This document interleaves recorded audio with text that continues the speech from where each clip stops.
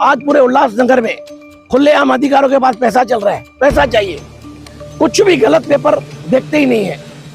मैं गया लौंडे साहब के पास, भाई जो वो लोग इंटरव्यू हो रहा है एग्रीमेंट पे और उसमें कन्वेंट डीड है, फिर ये सेल सर्टिफिकेट कहाँ से आया? तो उन्होंने उसके सारे एग्रीमेंट, पावर टर्नी और एफिडेविट था कल्याण का, वो छुपा दिया। 30 तारीख को आपको सबको मेरे से सामना करना पड़ेगा। मेरी जान चले जाए, कुछ भी चले जाए, मैं इनको अंदर घुसने नहीं दूंगा। ये बाबू मंगतानी का वादा है। नमस्कार, मी आहे प्रफुल्ल केदारे. आपण पाहत आहात मीडिया भारत न्यूज. मी सध्या आहे उल्हासनगर कॅम्प नंबर 3 नंबरच्या ओटी सेक्शन या विभागामध्ये, ज्या ठिकाणी पूज्य धर्मवाडी पंचायत नावाची एक जुनी वास्तू आहे, जी सिंधी समाजाने अत्यंत कष्टातून उभी केली होती, जेणेकरून इथल्या गोरगरिबांच्या सामाजिक कार्यक्रमांमध्ये लग्न, वाढदिवस यासारख्या कार्यक्रमांमध्ये तिचा वापर व्हावा. पण या 1948 पासून असलेल्या या वास्तूमध्ये याचा जो कब्जा आहे तो इथल्या ट्रस्टकडे आहे, परंतु अलीकडच्या काळामध्ये गैरप्रकारे याची विक्री करून पुन्हा तो जो भूखंड आहे तो बळकावण्याचा प्रयत्न चालू असल्याचा आरोप सध्याचे याचे विश्वस्त आणि माजी नगरसेवक बाबू मंगतानी यांनी केला आहे. नेमकं प्रकरण काय आहे आपण जाणून घेणार आहोत. बाबू भाई, क्या है, किस लिए आपका इतना संघर्ष शुरू है? ये जो प्लाट है ये 1948 से पूज्य धर्मवाड़ी पंचायत के कब्जे में है जी, जो पहले सिंध पंचायत थी। ये प्लाट अच्छी तरह चल रहा था। टोनी सिरवानी के लोग हमसे परमिशन लेते थे, वॉलीबॉल, क्रिकेट सब लोग लेते थे, देते थे हम लोग। बाद में हम लोगों ने इनका परमिशन रद्द किया क्योंकि ये लोग गलत काम करने लगे, दारू वगैरह चलने लगा। उसके बाद इसने फरवरी में नकली पेपर बनाना चालू किया। उसके बाद इसने एक एग्रीमेंट किया 14/5/18 को एग्रीमेंट किया, पावर टर्नी किया और हेयरशिप में भी पेपर डाले, और वो सब किए कन्वेंट डीड पे 22/5/1961 की कन्वेंट डीड पे एग्रीमेंट की है। अभी वो एग्रीमेंट को छुपा के ये कहाँ से सेल सर्टिफिकेट लेके आए? पहले कन्वेंट डीड, अभी वही डेट का सेल सर्टिफिकेट कल्याण से लाए। मैंने पूछा एसडीओ ऑफिस से, भाई ये लेटर आपके पास से निकले, आपके पास कन्वेंट डीड है? बोला हमारे पास कन्वेंट डीड नहीं है, न सेल सर्टिफिकेट है। ये पूज्य धर्मवाड़ी के पंचायत के अंडर में, जो पहले सिंध पंचायत थी, 1948 से आपके पास है।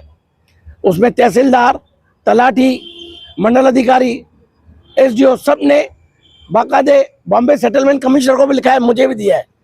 4 बार हवाल पानी हुआ है हमारा, 4 बार। अच्छा हाँ, 2013 में हमारा मौजनी हुआ है, 2012 में सॉरी हद कायम हुआ है, मौजनी हुआ है, और 13 में हमको सिंध पंचायत से पूज्य धर्मवाड़ी पंचायत का प्रॉपर्टी कार्ड मिला है। चालता नंबर भी हमारे पास है। लेकिन इसके बावजूद आप जो अधिकारियों से मिल रहे, अपने कई सारी अर्जियां कर रहे हो, भिन्नतें कर रहे हो, फिर भी अधिकारी आपको क्यों यहाँ इसमें न्याय देने की कोशिश नहीं? उसका कारण है, आज पूरे उल्लासनगर में खुलेआम अधिकारियों के पास पैसा चल रहा है, पैसा चाहिए, कुछ भी गलत पेपर देखते ही नहीं है। मैं गया लौंडे साहब के पास, भाई जो वो लोग इंटरव्यू हो रहा है एग्रीमेंट पे और उसमें कन्वेंट डीड है, फिर ये सेल सर्टिफिकेट कहाँ से आया? तो उन्होंने उसके सारे एग्रीमेंट, पावर टर्नी और एफिडेविट था कल्याण का, वो छुपा दिया। बोला सेल सर्टिफिकेट है। मैं बोला वेरिफिकेशन कराओ और सेल सर्टिफिकेट का पीसी मंगाओ।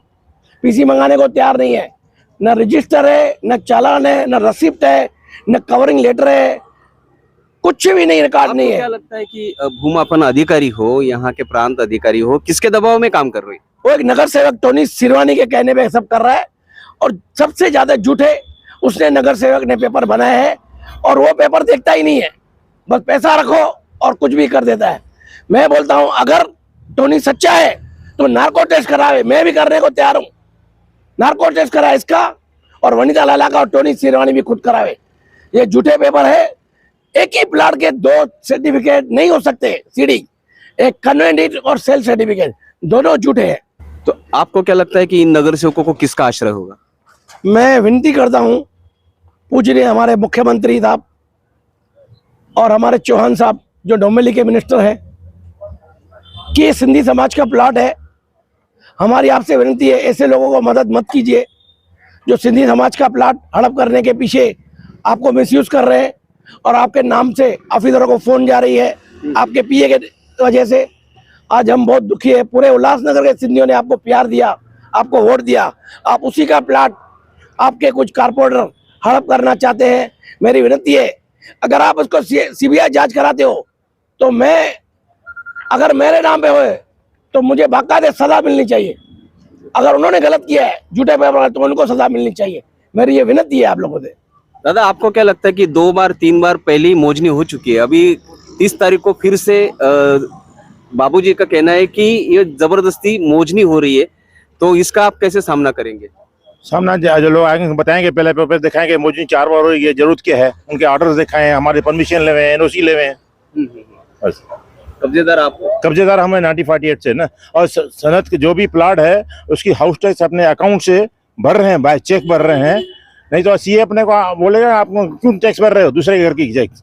सब ये बहुत बुरी बात है कि ऐसा समाज का, वो समाज का एरिया का रहने वाला खुद समझा, वो इसको प्रॉपर्टी को हड़प करे, तो ये समाज के लिए बड़े शर्म की बात है और दुख की बात है कि ऐसे नगर सेवक लोग, अगर ऐसे हमारे समाज के नेता लोग अगर ऐसे काम करेंगे तो बाकी लोग क्या करेंगे। प्लाट हम लोग के नाम पे होना चाहिए। हम प्रॉपर्टी पूरी ओटी के पंचायत की है, उसका ही होना चाहिए। बाबू भाई, जिस तरीके से अभी 30 तारीख को इतना आपका विरोध दर्शाने के बावजूद भी यहाँ पे मोजनी का प्रस्ताव आया है, तो 30 तारीख का सामना किस तरह से करेंगे और आपने क्या क्या तैयारी की है? देखिए, मैं अभी डीसीपी साहब से मिला, सीनियर साहब से मिला, सिटी सर्वे साहब से मिला कि आप कम से कम वेरिफिकेशन कराओ। अगर वेरिफिकेशन करके देता है तो जैसा आप बोलो मैं करने को तैयार हूँ। एसडीओ साहब ने लिख के दिया है, मैं वेरिफिकेशन नहीं कर सकता हूँ सेल्फ सर्टिफिकेट का, क्योंकि मेरे रिकॉर्ड में नहीं है। मैं पुलिस को एक दरख्वास्त करता हूँ, आप ऐसे झूठे लोगों को मत सहयोग दो और जो भी है बंदोबस्त मत दो पुलिस का, क्योंकि ये गलत कर रहे हैं। 30 तारीख को आपको सबको मेरे से सामना करना पड़ेगा। मेरी जान चले जाए, कुछ भी चले जाए, मैं इनको अंदर घुसने नहीं दूंगा। ये बाबू मंगतानी का वादा है।